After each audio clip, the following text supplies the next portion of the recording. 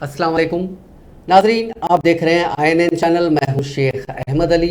आज की ख़ास बात में हम देखेंगे कई अहम कौमी और बैनुल अक़वामी ख़बरें।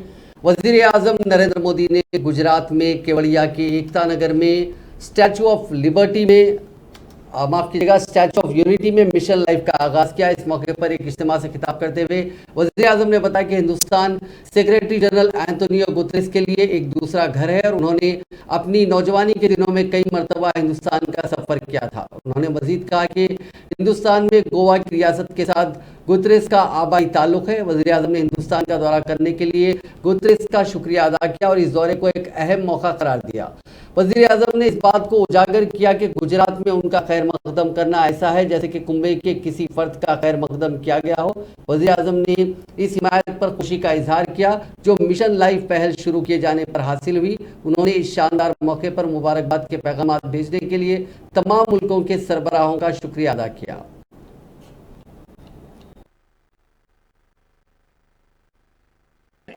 साथियों, क्लाइमेट चेंज को लेकर ऐसी धारणा बना दी है जैसे सिर्फ पॉलिसी से जुड़ा विषय है, लेकिन जैसे ही हम इस मुद्दे का पॉलिसी से जोड़कर देखने लगते हैं, जाने अनजाने में हमारे मन में ये बात बैठ जाती है कि इस पर सरकार ही कुछ करेगी, या फिर ये सोचते हैं कि अंतर्राष्ट्रीय संस्थाओं को इस पर कोई कदम उठाना चाहिए। ये बात सही है कि सरकार, अंतर्राष्ट्रीय संस्थाएं, उनकी भूमिका बड़ी है और वो इसे संभाल करने का प्रयास भी कर रहे हैं, लेकिन हम सभी सकते हैं कि अब इस मुद्दे की गंभीरता चर्चाओं से बाहर निकलकर दुनिया के हर कोने में, हर घर में आज नजर आने लगी है। क्लाइमेट चेंज से हो रहे बदलाव लोग अपने आसपास महसूस करने लगे हैं। पिछले कुछ दशकों में हमने इस दुष्प्रभाव को और तेज देखा है, अप्रत्याशित आपदाओं को झेला है। आज हमारे ग्लेशियर्स पिघल रहे हैं, समुद्रों का जलस्तर बढ़ रहा है, हमारी नदियां सूख रही हैं, मौसम अनिश्चित हो रहे हैं और ये बदलाव लोगों को सोचने पर मजबूर कर रहे हैं कि क्लाइमेट चेंज के मुद्दे को सिर्फ पॉलिसी मेकिंग के लेवल पर ही नहीं छोड़ा जा सकता। लोग खुद महसूस करने लगे हैं कि एक व्यक्ति, एक परिवार और एक समुदाय के तौर पर उन्हें इस धरती के लिए, इस प्लेनेट के लिए कुछ न कुछ जिम्मेवारी उठानी चाहिए, खुद ने भी कुछ करना चाहिए। लोग जानना चाहते हैं कि अपने खुद के प्रयत्न में या परिवार के साथ और अपने समुदाय के साथ मिलकर वो कौन से कदम उठा सकते हैं जिससे धरती की सुरक्षा हो सके, इस पृथ्वी की सुरक्षा हो सके। इन सारे सवालों का जवाब मिशन लाइफ में है। मिशन लाइफ का मंत्र है लाइफस्टाइल फॉर एनवायरमेंट। पृथ्वी पर रहने वाले प्रत्येक व्यक्ति को व्यक्तिगत प्रयासों की कामना के साथ ही आज ये मिशन लाइफ का ये विजन दुनिया के सामने रख रहा हूं। मिशन लाइफ इस धरती की सुरक्षा के लिए जन जन की शक्तियों को। वज़ीर दिफा राजनाथ सिंह ने जुमेरात को कहा कि हिंदुस्तान में दिफाई सनत नई तवानाई के साथ तरक्की कर रही है और उसने सरमायाकारी के लिए एक बेहतर माहौल पैदा किया है और हुकूमत साल 2025 तक दिफाई पैदावार को $12 बिलियन से बढ़ाकर 22 मिलियन अमरीकी डॉलर करने की कोशिश कर रही है। राजनाथ सिंह ने 12वीं दिफाई नुमाइश के दरमियान दिफाई शोबे में सरमायाकारी पर एक सेमिनार से खिताब करते हुए कहा कि मुल्क में दिफाई सनत नई तवानाई के साथ तरक्की कर रही है। हिंदुस्तान दुनिया की ज़रूरत को पूरा करने की तरफ आगे बढ़ रहा है। घरेलू कंपनियों और बुनियादी तौर पर आलात बनाने वाली गैर मुल्की कंपनियों को दिफाई शोबे में सरमायाकारी की अपील करते हुए राजनाथ सिंह ने कहा कि हुकूमत गुज़िश्ता बरसों से सरमायाकारी के लिए ऐसा माहौल तैयार करने में कामयाब रही जिसमें उन्हें न सिर्फ मुनाफा मिला बल्कि घरेलू और आलमी बाजार में उनकी अच्छी पहचान भी बनी।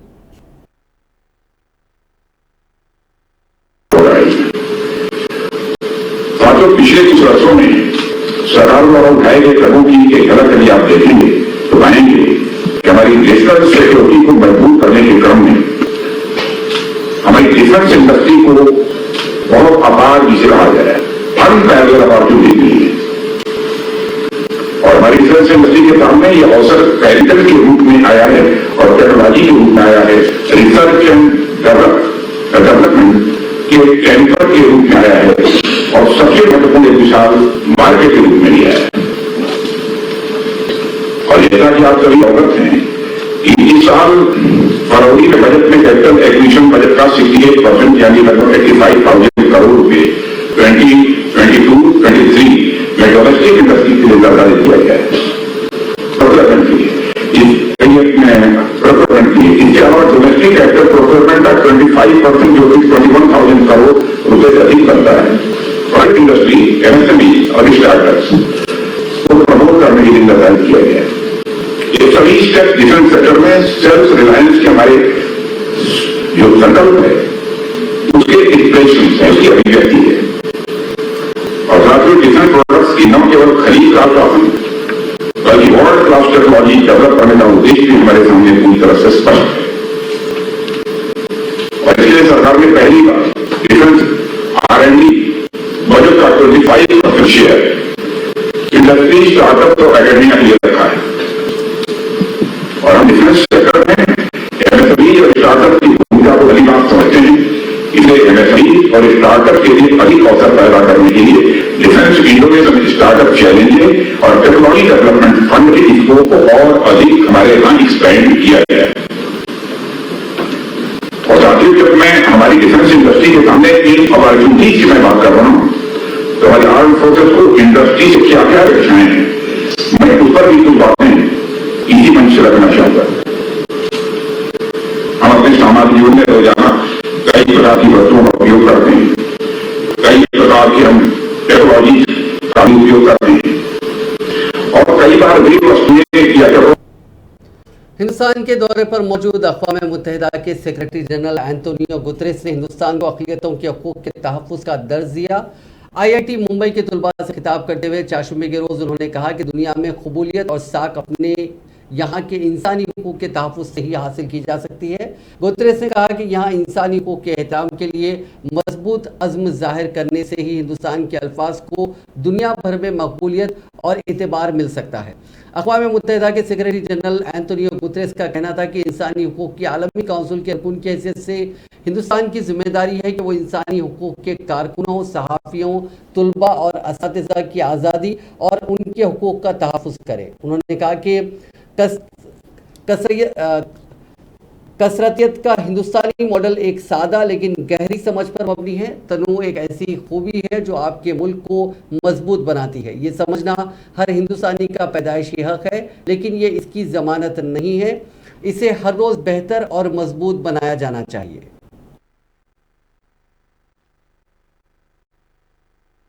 India also demonstrates a practical and generous approach to global solidarity and South-South cooperation. It was the first country to launch a single country South-South cooperation support framework via the UN-India Development Framework Partnership. And indeed, our relationship with India on development is a two-way partnership. From your donations of medicines, equipment and vaccines at the height of the COVID-19 pandemic, to your humanitarian assistance and development finance, Afghanistan and Sri Lanka, your increasing impact on the international stage, India is today a partner of choice of the United Nations. India also demonstrates Ukraine पर रूसी हमला एक बार फिर शिद्दत इख्तियार करता जा रहा है। यूक्रेन में सिक्योरिटी की बिगड़ती हुई हालत और ताज़ा हमलों को देखते हुए हिंदुस्तानी सिफारतखाने ने एडवाइजरी जारी करते हुए कहा कि हिंदुस्तानी शहरी जल्द से जल्द यूक्रेन छोड़ दें। ये एडवाइजरी 19 अक्टूबर को जारी की गई, जिसमें हिंदुस्तानी शहरियों को यूक्रेन का सफ़र ना करने की सलाह दी गई है। सिफारतखाने ने यूक्रेन में मौजूद तुलबा समेत हिंदुस्तानी शहरियों को फौरी तौर पर यूक्रेन छोड़ने का मशवरा दिया। काबिल ज़िक्र है कि चाशुमे के रूसी सदर व्लादिमीर पुतिन ने यूक्रेन के 4 इलाकों में मार्शल लॉ का ऐलान किया। ये इलाके हैं लुहांस्क, डोनेत्स्क, जापोरिजिया और खुर्सान, इन इलाकों पर रूसी ने जबरन कब्जा कर लिया था। मार्शल लॉ के ऐलान के बाद रूस के सभी इलाकों के सरबराहान को इजाफी इमरजेंसी पावर्स मिल गई हैं। व्लादिमीर पुतिन ने कौमी सिक्योरिटी काउंसिल की मीटिंग के दौरान कहा कि उन्होंने रूसी यूनियन के इन 4 सब्जेक्ट में मार्शल लॉ नाफिज करने के लिए एक डिक्री पर दस्तखत किए हैं। ईरानी वजारत खारजा ने मुतअद्दिद बरतानवी इदारों और अशखास पर दहशतगर्दाना सरगर्मियों और दहशतगर्द ग्रोहों की हिमायत, फरोग देने, उकसाने और तशद्दुद फैलाने, नेज़ इंसानी हुकूक के खिलाफ वर्जी के इल्ज़ाम में पाबंदियाँ आयद की हैं। वजारत खारजा ने अपनी वेबसाइट पर एक बयान जारी किया जिसमें कहा गया कि यह इक़दाम मुताल्लिक़ा कानूनी ज़वाबित और पाबंदी के तरीक़ेकार के साथ ही मुमासिल कार्रवाई के जवाब के फ्रेमवर्क के अंदर किया गया। बयान में कहा गया कि ईरान बरतानवी हुकूमत को दहशतगर्दों और इंसानी हुकूक की खिलाफ वर्जी करने वालों की हिमायत के लिए जिम्मेदार और जवाबदा करार देता है, जो बरतानिया की सरजमीन से ईरान में फसादात और दहशतगर्दी की कार्रवाइयों को उकसाते और फ़रोग़ देते हैं। बरतानिया में सियासी बहरान थमने का नाम नहीं ले रहा है। बोरिस जॉनसन के बाद इस्तीफा देने के बाद वज़ारत उज़्मा का ओहदा संभालने वाली लिज ट्रेस ने मुतअद्दिद वज़रा के इस्तीफा देने के बाद महज 2 माह में ही इस्तीफा दे दिया। एक रिपोर्ट के मुताबिक 10 डाउनिंग स्ट्रीट में मीडिया से बात करते हुए लिज ट्रेस ने कहा कि वो वज़ारत उज़्मा से इस्तीफा दे रही हैं। बरतानिया की हुक्मरान जमात कंजर्वेटिव पार्टी की सरबराह लिज ट्रेस को महज 6 हफ्तों के बाद माशी प्रोग्राम की वजह से शदीद तनकीद का सामना करना पड़ा और पार्टी भी मुनक़सिम नजर आई। ख़बर अज़ीम, बरतानिया की सख्तगीर वज़ीर दाखिला समीला हरियोमुरेन ने हुकूमत से इस्तीफा दिया था, जिसके बाद वज़ीर आज़म लिज ट्रेस की बका के इम्कानात पर मज़ीद शुकूक पैदा हो गए थे। एक रिपोर्ट के मुताबिक समीला हरियोमुरेन ने कहा कि उन्होंने अपने साथी को सरकारी दस्तावेज भेजने के लिए अपने ज़ाती ईमेल इस्तेमाल करने के बाद इस्तीफा दिया। इस इक़दाम को सरकारी क़वायद की तकनीकी खिलाफ वर्जी करार देते हुए उन्होंने अपने इस्तीफे में लिखा कि मैंने गलती की है, जिसकी जिम्मेदारी कबूल करती हूँ, मैं इस्तीफा दे रही हूँ।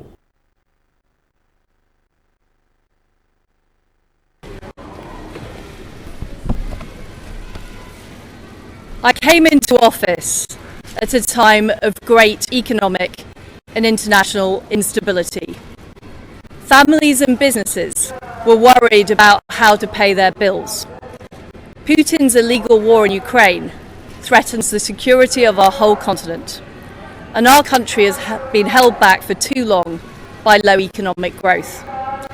I was elected by the Conservative Party with a mandate to change this. We delivered on energy bills and on cutting national insurance. And we set out a vision for a low-tax, high-growth economy that would take advantage of the freedoms of Brexit.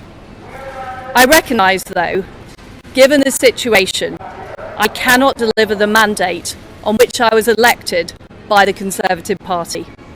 I have therefore spoken to His Majesty the King to notify him that I am resigning as leader of the Conservative Party. This morning I met the chairman of the 1922 committee, Sir Graham Brady. We've agreed that there will be a leadership election to be completed within the next week. This will ensure that we remain on a path to deliver our fiscal plans and maintain our country's economic stability and national security. I will remain as Prime Minister until a successor has been chosen. Thank you.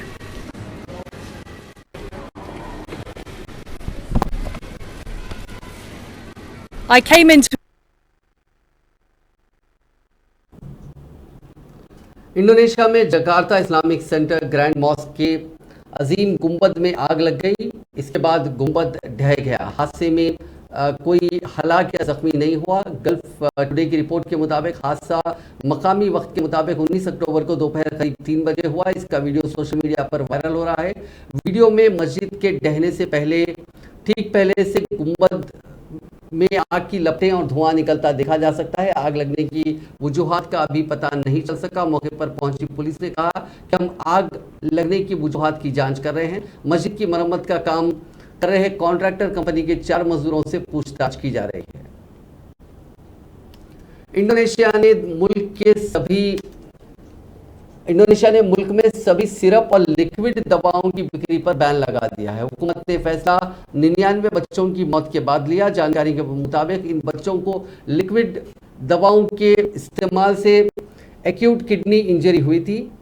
साल की शुरुआत से अब तक 20 सूबों में बीमारी के ऐसे 206 मामले सामने आ चुके हैं। इंडोनेशिया की वजारत सेहत के मुताबिक इस मामले पर काफ़ी तहकीक की गई और मीडिया से बात करते हुए हुकूमत ने बताया कि मुल्क भर के सभी अस्पतालों, हेल्थ वर्कर्स और दवाई की दुकानों को टेम्पररी तौर पे सिरप बेचने से मना किया गया है। अब प्रिस्क्रिप्शन होने के बावजूद ये दवाएं नहीं दी जा सकेंगी। इस साल जनवरी से जो मामले आने शुरू हुए वो अगस्त के आखिर तक काफ़ी बढ़ गए। इसके बाद वजारत सेहत और पीडियाट्रिशियन एसोसिएशन ने एक्सपर्ट टीम बनाकर मामले की जांच शुरू की। फिलहाल बीमारी के 65% मरीजों का इलाज दारुल हुकूमत जकार्ता में चल रहा है। लगभग 2 हफ्ते पहले गाम्बिया में 66 बच्चों की मौत के बाद वर्ल्ड हेल्थ ऑर्गेनाइजेशन ने हिंदुस्तान की फार्मास्यूटिकल कंपनी के बनाए 4 कफ सिरप को लेकर अलर्ट जारी किया था। WHO ने कहा था कि ये प्रोडक्ट जो गाइडलाइंस है उस पर खरे नहीं है, ये महफूज नहीं है। खासतौर से बच्चों में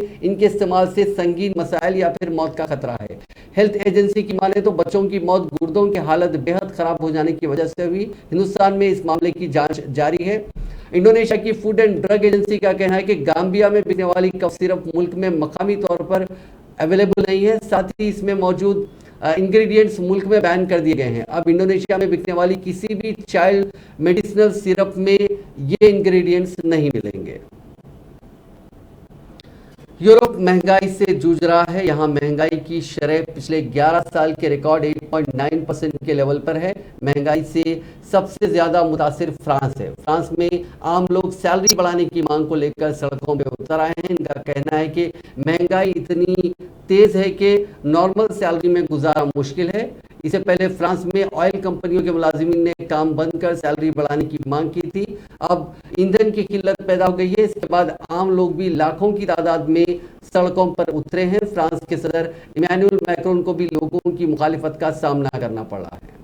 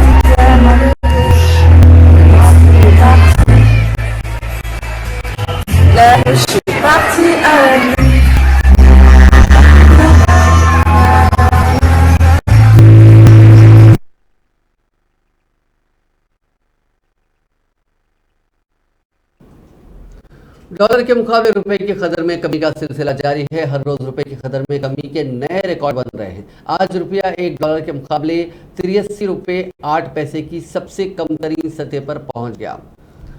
रुपया आज डॉलर के मुकाबले 83 रुपये 6 पैसे पर खुला। इससे कबल 19 अक्टूबर को पहली बार $1 की कीमत 83 रुपये से तजावुज कर गई थी। ट्रेडिंग के दौरान डॉलर के मुकाबले रुपया 80 पैसे कमजोर हो गया। आखिरकार डॉलर 83 रुपये 2 पैसे पर बंद हुआ। एक साल के अंदर रुपया 10% से ज्यादा गिर चुका है। 30 मई 2014 को $1 की कीमत 59 रुपये 28 पैसे थी। यानी 2014 से अब तक डॉलर के मुकाबले रुपए की कदर में 24 रुपये 52 पैसे की कमी हुई है। बिहार से बीजेपी के रुकन असेंबली ललन पासवान ने अपने बयान में हिंदू इत्तेहाद पर सवाल उठाते हुए देवी देवताओं पर तबसरा किया। रिपोर्ट के मुताबिक उन्होंने अपनी बात को साबित करने के लिए दलाइल भी पेश किए। उन्होंने कहा कि अगर सिर्फ लक्ष्मी देवी की पूजा से दौलत हासिल होती तो मुसलमानों में उंगार नहीं होते। उनके इस बयान से कुछ लोग नाराज हो गए और भागलपुर में मुश्तइल लोगों ने उनका पुतला नजर आतिश करके एहतजाज दर्ज किया। भागलपुर जिले के पीरपेंती असेंबली सीट से रुकन असेंबली ललन पासवान ने कहा कि अगर हमें सिर्फ देवी लक्ष्मी की पूजा करने से दौलत हासिल होती तो मुसलमानों में अरबपति और खरबपति नहीं होते। मुसलमान देवी लक्ष्मी की पूजा नहीं करते, क्या वो अमीर नहीं होते? मुसलमान देवी सरस्वती की पूजा नहीं करते तो क्या मुसलमानों में मुअल्लिम नहीं होते, क्या वो IAS या IPS नहीं बनते? बीजेपी लीडर ने कहा कि आत्मा और परमात्मा का तस्वुर सिर्फ लोगों का अकीदा है, अगर आप मानते हैं तो देव हैं वरना पत्थर हैं। यह हम पर मुनस्सर है कि हम देवी देवताओं को मानते हैं या नहीं। मंतकी नतीजे पर पहुंचने के लिए हमें साइंसी बुनियाद पर सोचना होगा। अगर आप यकीन करना बंद कर देते हैं तो आपकी ज़हनी सलाहियत में इजाफा होगा।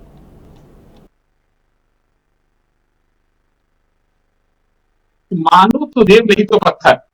ठीक है, लोग जब तक मान रहे हैं ना कि आत्मा परमात्मा, जब तक माने तभी तक इसके चक्कर में, जब मानना छोड़ देंगे उनके अंदर जो बौद्धिक उनकी जो क्षमता बढ़ेगी, जब वो मैंने मान्यता के बजाय अपने जो तर्क अपने तर्क शक्ति से जब जोड़ेंगे, किसी को तर्क की कसौटी पर, जब उनकी सोच वैज्ञानिक होगी, जब उनकी सोच सामाजिक होगी, तो खुद आपके तरह संजीव भाई की तरह हमारी तरह वही कर देंगे। मैं एक बात बताना चाहता हूं, अब मान्यता है कि सरस्वती विद्या की देवी है, हम मुसलमान भाई सरस्वती की पूजा नहीं करते, क्या वो विद्वान नहीं होते, वो IAS IPS नहीं होते? ये मान्यता है कि लक्ष्मी जो है मैंने धन की देवी है, जो लक्ष्मी की पूजा, दीपावली आ रही है, अब लक्ष्मी की पूजा होगी तो धन मिलेगा। क्या मुसलमान भाई लक्ष्मी की पूजा नहीं करते? अरबपति खरबपति मुसलमान भाई नहीं है? अब बताइए, ये मान्यता एक बजरंग बली ताकत प्रदान करते हैं, शक्ति वाले देवी देवता है, तो क्या जो मुसलमान भाई या क्रिश्चियन लोग जो है कि नहीं करते मैंने बजरंग बली की पूजा? अमेरिका में नहीं है बजरंग बली का मंदिर, तो क्या अमेरिका सुपर पावर नहीं है? ये मानने का चीज है। आप जब तक किसी को मान रहे हैं तभी तक है, जिस दिन मानना बंद कर दीजिए सब खत्म है। तो जैसे जैसे लोगों के अंदर तर्क शक्ति आएगी, जैसे जैसे लोगों का सोच प्राकृतिक वैज्ञानिक और सामाजिक होगा, वैसे वैसे ये सब बीमारी खत्म हो। कांग्रेस के नौमुंतखब सदर मल्लिकार्जुन खड़गे 26 अक्टूबर को AICC दफ्तर का चार्ज संभालेंगे। तकरीब के लिए तमाम CWC मेंबरान, अरकान पार्लियामेंट, PCC सुदूर, CLP लीडरान, साबिक वज़राए आला, साबिक रियासती गवर्नर्स और AICC के दीगर ओहदेदारान को मदऊ किया गया है। आंध्र प्रदेश के कर्नूल जिले के जरिए अपनी भारत जोड़ो यात्रा को जारी रखते हुए कांग्रेस लीडर राहुल गांधी ने जुमेरात को वादा किया कि रायलसीमा खित्ता जिसमें ये जिला आता है, अगर रियासत में कांग्रेस बरसर इख्तियार आती है तो इसे खुसूसी तरक्याती पैकेज मिलेगा। जुमेरात को मुख्तलिफ कॉर्नर मीटिंग से खिताब करते हुए राहुल गांधी ने कहा कि 2014 में रियासत की तकसीम के दौरान UPA हुकूमत की तरफ से किए गए तमाम वादों और यकीन दहाइयों को कांग्रेस इख्तियार में आने पर पूरा करेगी।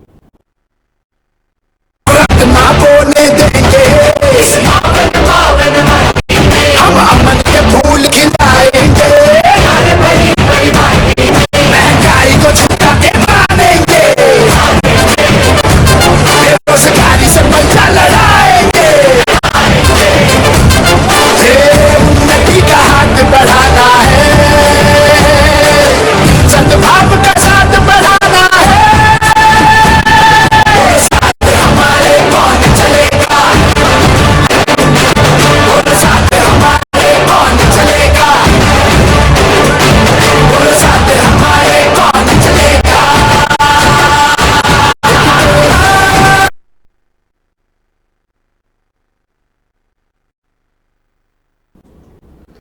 उत्तर प्रदेश की कांग्रेस की general secretary incharge Priyanka Gandhi Vadra ने जुमेरात को कहा कि वजीर आजम नरेंद्र मोदी को ये बताना चाहिए कि उन्हें खवातीन के खिलाफ घिनौने जराइम करने वालों में भलाई क्यों नजर आती है। प्रियंका गांधी ने कहा कि बिल्किस बानो मामले में रिहा होने वाले 2 मुजरिमों ने पैरोल पर रिहा होते ही जिनसी तशद्दुद की कोशिश की और इस सिलसिले में उनके खिलाफ मुकदमात भी दर्ज किए गए। उन्होंने ट्वीट किया कि बिल्किस बानो मामले में बीजेपी हुकूमत की तरफ से रिहा किए गए 2 मुजरिमों पर 1000 दिन की पैरोल के दौरान भी जिनसी तशद्दुद का मुकदमा दर्ज किया गया था। रवैया कैसे जाहिर हुआ, क्या आप मुल्क को बताएंगे? कांग्रेस पार्टी में मल्लिकार्जुन खड़गे के कौमी सदर बनने के बाद बीजेपी की जानिब से लगाए जा रहे इल्जामात पर राजस्थान के वज़ीर आला अशोक गहलोत ने पलटवार किया। उन्होंने कहा कि बीजेपी अपना घर संभाले, उनकी इतनी हैसियत नहीं है कि वो फालतू की पंचायत करें।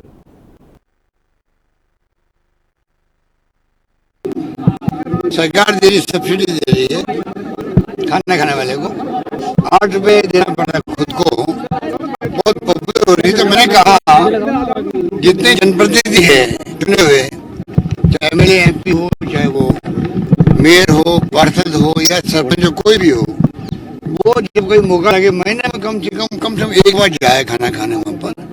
उससे दो बातें होगी, एक तो आम लोगों का एक बढ़ेगा, सम्मान बढ़ेगा कि हम खाना खाते तो ये भी खाना खा रहे हमारे साथ में। सम्मान बढ़ना बहुत बड़ी बात होती है लाइफ के अंदर, जिंदगी के अंदर। मान सम्मान हर एक का, गरीब आदमी भी है तो मान सम्मान उसका सुनिश्चित रहे, एक तो ये। दूसरा क्या, खाने की क्वालिटी जो है वो मालूम पड़ती जाएगी। ये पहले 12 रुपए देती गवर्नमेंट देती थी, 12-17 ने किया, तो मालूम पड़ता है कि क्वालिटी मेंटेन होनी चाहिए। तो दोनों बातें मैंने देखी यहाँ पर। बहुत ही स्वादिष्ट भोजन था, अच्छा व्यवहार था, साफ सफाई थी। मैंने पूछा खाना खाने वालों को व्यवहार कैसा है, अच्छा व्यवहार है। खाना खिलाते हुए आपको जो खाना खिलाने वाले हैं वो मुस्कुरा खिलाते हैं या मुंह चढ़ा खिलाते हैं, वो भी उन्होंने कहा नहीं साहब बहुत ही, जैसे आप मुस्कुरा रहे वो भी मुस्कुराते हैं। तो मुझे बड़ा अच्छा लगा, जो मेरा सपना है, जो मेरी भावना है, उसी के अनुरूप ये आपकी जल महल की जो रसोई है, ये प्रबंधकों के मैंने सुना ये खाना जो है सब्जियां ये आपकी है ऑर्गेनिक है। ये बहुत बड़ी बात है, वो सब जगह संभव नहीं सकता है। इनकी खुद गौशाला है प्रबंधकों की, इसलिए वहाँ गौशाला जहाँ है वहाँ पर बड़े एरिया में सब्जियां उगा रखी है ऑर्गेनिक की सब्जियां के साथ खाना खिलाना बहुत बड़ी बात है। मैं प्रबंधकों को साधुवाद देता हूँ, बधाई देता हूँ और पूरे प्रदेशवासियों को आह्वान करूंगा, गरीब के लिए जो कुछ भी संभव हर एक व्यक्ति को करना चाहिए। कोरोना काल में मैंने बहुत शानदार प्रबंधन किया था, तभी हमने कहा कोई भूखा नहीं सोना चाहिए, सब लोग घरों बंद थे। मुझे कहते घर है कि कोई भूखा नहीं सोया, सबने एक दूसरे इमदाद करनी, मदद करी, सूखी सामग्री हो या खाना पका दिया। उत्तर प्रदेश में जिले कुशीनगर के तुमको हिराज थाना इलाके के तहत मोहन हिस्डेला गांव के अपर प्राइमरी स्कूल के किचन में कसीर मिकदार में शराब पाए जाने के सनसनीखेज वाकये के बाद बेसिक तालीम ऑफिसर ने स्कूल के प्रिंसिपल को मुअत्तल कर दिया। जुमेरात को जिले इंतजामिया की जानिब से बताया गया कि स्कूल को शराब का गोदाम बनाने के इस वाक़े का नोटिस लेते हुए बीएसए ने स्कूल के प्रिंसिपल को फौरी तौर पर मुअत्तल किया। हैरत की बात यह है कि स्कूल के प्रिंसिपल को इस बात का इल्म ही नहीं है कि स्कूल का किचन शराब के गोदाम में तब्दील हो चुका है। मौसूल इत्तलात के मुताबिक इस सरकारी स्कूल के किचन से 52 कार्टून अंग्रेजी शराब बरामद हुई। इसे शराब के ताजिरों की बेखौफी से ताबीर किया जा रहा है कि शराब रखने के लिए स्कूल के किचन का इस्तेमाल किया गया। जिले के सिरोही ब्लॉक के मोहन बिजडेला गांव में वाक़ प्राइमरी स्कूल में 4 जुमे की दोपहर बच्चों ने स्कूल की किचन को ताला लगा देखा। किचन की खिड़की से बच्चों ने देखा कि इसके अंदर कार्टून की कोई चीज रखी हुई है। बच्चों ने इसकी इत्तला ग्राम प्रधान को दी। इस पर प्रधान के बेटे ने बहादुरपुर पुलिस चौकी को इसकी इत्तला दी। थाना तुमको हिराज के सब इंस्पेक्टर संतोष कुमार सिंह और सब इंस्पेक्टर बादशाह सिंह अपनी टीम के साथ महकमे एक्साइज के अफसरान को लेकर मौके पर पहुंचे। उन्होंने स्कूल के प्रिंसिपल से जरूरी मालूमात इकट्ठी की तो उन्होंने बताया कि जिस कमरे से शराब मिली उसके ताले की चाबी प्रधान के पास है। इस कमरे में प्रधान स्कूल की बाउंड्री की तामीर के लिए तामीराती सामान रखते हैं। पुलिस ने जब ताला तोड़ा तो किचन से भारी मिकदार में शराब बरामद हुई। पंजाब के अमृतसर में एक दुकान में एएसआई के हाथों चली गोली से एक नौजवान की मौत हो गई। इससे गुस्साए दुकानदारों और अफराद खानदान ने अमनदीप अस्पताल के बाहर धरना दिया। परिवार के अरकान एएसआई के खिलाफ सख्त कार्रवाई की मांग कर रहे थे। वहीं दूसरी तरफ पुलिस ने कार्रवाई करते हुए उसे सस्पेंड कर दिया। उसके खिलाफ केस भी दर्ज कर लिया गया। जानकारी के मुताबिक अमृतसर रेलवे स्टेशन के सामने वाक़े लिबर्टी मार्केट में 4 जुमे की दोपहर को एएसआई हरभजन सिंह मोबाइल की दुकान पर मोबाइल दिखने आए थे। इसी दौरान उन्होंने अपनी सरकारी पिस्तौल निकालकर लोगों को दिखाई। इसी दौरान रिवॉल्वर से गोली चल गई और मोबाइल दिखा रहे 27 साल के अंकुश की छाती में जा लगी।